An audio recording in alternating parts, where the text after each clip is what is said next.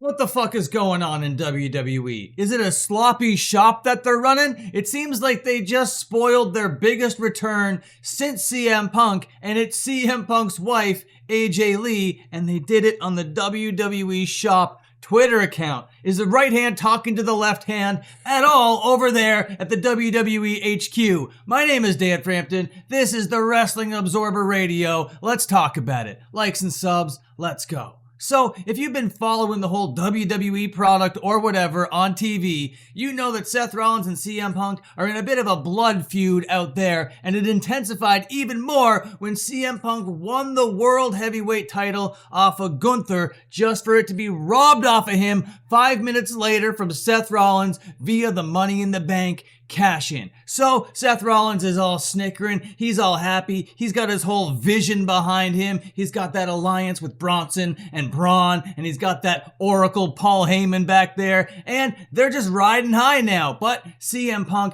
had a fucking, what do they call it?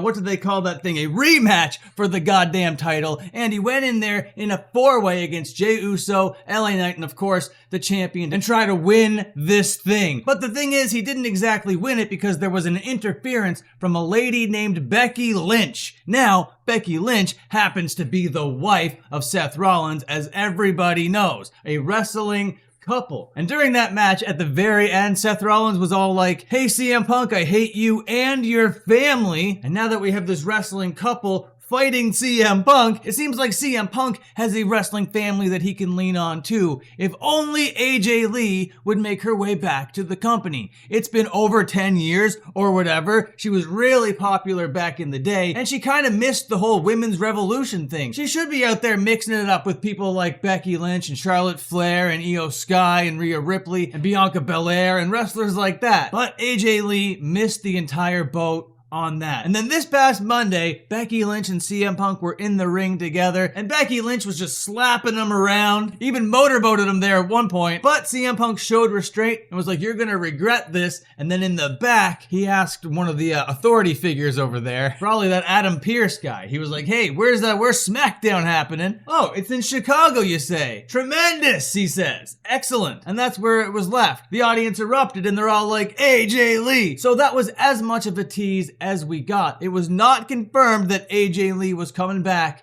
not by a long shot. People were speculating out there. It could be Rhea Ripley. It could be any one of these other wrestlers. It could be like Bayley or whatever. But everybody knows, wants, and expects it to be AJ Lee. You don't kind of tease a match and then not deliver on that match, you know? And it's a whole wrestling family, wrestling couple going up against another wrestling couple. And that was how the whole story was being built. So it would feel really weird if it was like, "Oh, my partner's actually Rhea Ripley. I know you were screaming about hating my family, but Rhea Ripley?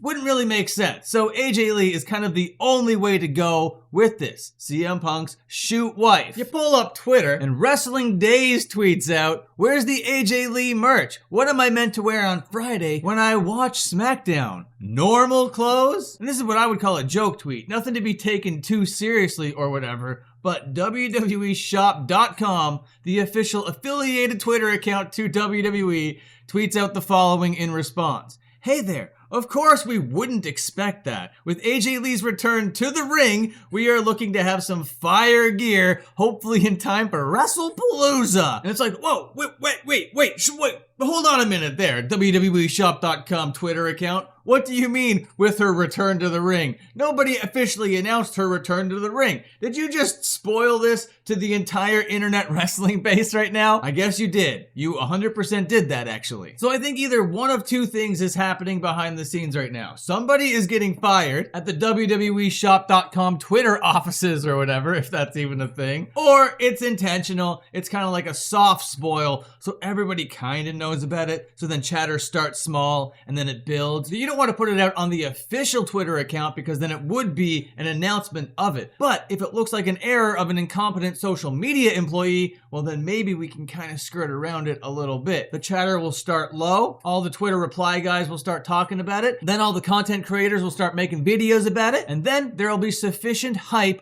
for a SmackDown in Chicago. And the wrestling business isn't really a business about wrestling. It's not really a business about athletics or whatever. It's not even a business about storytelling. It's a business that 100% revolves around hype. How excited can you make people? Because it's basically the same thing over and over and over again. I've been watching wrestling for 30 years, and I predicted down to the minute that Becky Lynch was going to beat Nikki Bella clean in 14 minutes. I just knew that that was the match that we were going to get. And so does anybody else that's been watching it for 30 years like I have. And if this was done intentionally, this is a genius way to start that conversation. This is absolutely brilliant in that perspective. But it could very well be just an incompetent social media employee. And if we apply Occam's razor, that's probably the case. But I do know the creative over there in the Fed, Triple H and everybody, they're trying to find new ways to work the marks and work the sheets and do different things to get different kinds of chatter started to make it a little bit less predictable. And in a way, I think they're trying to stick it to AEW because this is the way that AEW